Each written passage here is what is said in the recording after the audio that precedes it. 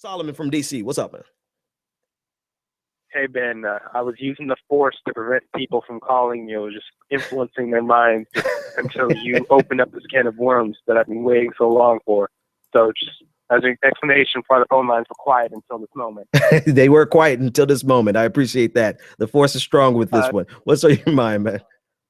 I had an initial point, but then Patrick, your last caller, mentioned Rahm Emanuel, and that's the perfect example of what I was seeing specifically with Black Lives Matter activists on the ground, all the way up to the, I guess, pseudo leaders on Twitter. And so, regarding Rahm Emanuel, Bernie, of course, being the first one to call out the Laquan McDonald video, and condemning the city all the way up to Rahm Emanuel and saying he should be held responsible. And the Black Lives Matter acknowledged that. DeRay and Sean more so. They acknowledged that fact, but then there's just a discussion. Well, he did support the opposition, the progressive candidate that fought Rahm Emanuel in that election. So maybe he's just looking out for his friend Chewy. Which one that stating that is missing the whole point, and it is like they talk about how like progressive doesn't really mean anything to me. Is that there's problem with progressive, which there is, but they use that to further, like, I don't subscribe to left or right. Is that if you don't see how the politics and Rahm Emanuel's ties to the political establishment don't tie in with the Laquan McDonald video, that doesn't also tie in with how Rahm Emanuel administration and previous administrations in Chicago haven't helped poverty and the poor in Chicago with education and jobs. If you don't understand that each one of those things have to be addressed at the same time, and that each one are contributing to the other, then trying to just focus on the Laquan McDonald video and removing Rahm from office based on that cover-up alone without making a broader movement to solve the institutional problems, you're not really doing much. You're not, and the problem is they are forced. They are. Listen, I respect all of them because they have all been very helpful to me at some very critical times, and I don't want to diminish that. But at that level, and obtaining that level so quickly, they have been opened up to a bevy of forces that I don't think some of them were capable of filtering through quick enough without being co-opted. I said a lot there, and I'll unpack it one day, but I'm just going to be honest with you, right? It takes a long time to be able to sift through the bullshit and smell that some of your allies are actually your enemies.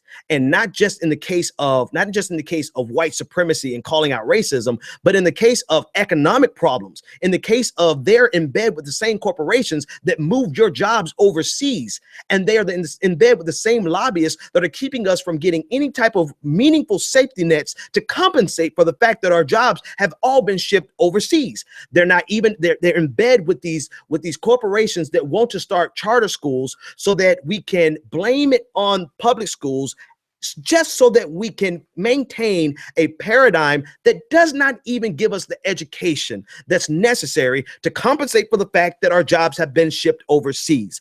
That takes some time and some real self-reflection as well as study. And I don't think that some of the people who are in the front of the movement, and not even just the ones we name, I'm talking about there's so many others that are like second tier leaders, right? Who just don't either understand that, or they fully understand that and they have opted on the side of the establishment.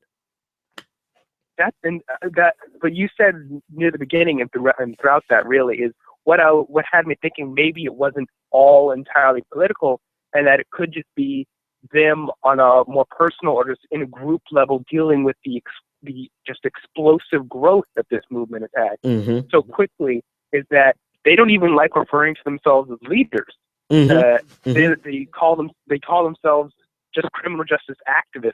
They don't even call themselves really leaders, let alone civil rights leaders. If you were to start subscribing to the economic policy of someone like Bernie Sanders, just progressivism in general, you're a civil rights leader. You can't just say, well, I'm just a criminal justice act.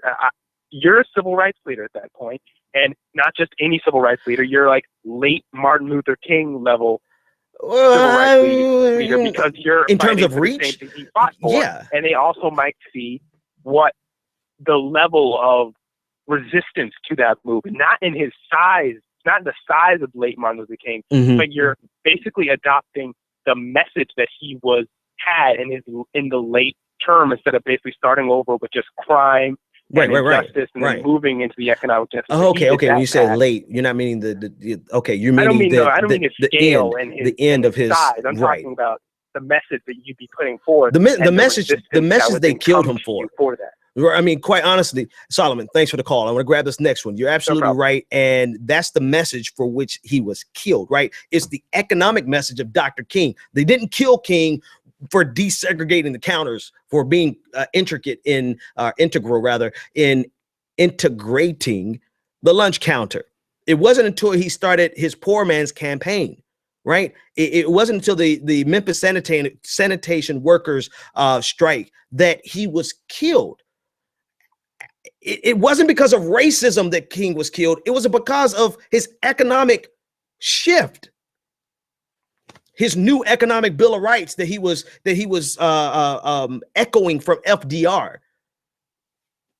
The bottom line is, you cannot address the issues in the Black community unless you address the economics that have been destroying the Black community. And there is not a single presidential candidate that's talking about it in a meaningful way outside of Bernie damn Sanders. None. Hillary Clinton, love her, hate her, like her, I don't care what you say. You cannot disagree with me on this. Hillary Clinton is not talking about the fundamental economic changes that must take. Matter of fact, not only is she not talking about it, she is in bed with it. And as it turns out, so was Barack Obama. Just like Bill Clinton. Just like everyone, really since Richard Nixon, but more specifically, more clearly since Ronald Reagan. This is all Ronald Reagan's world we're living in right now.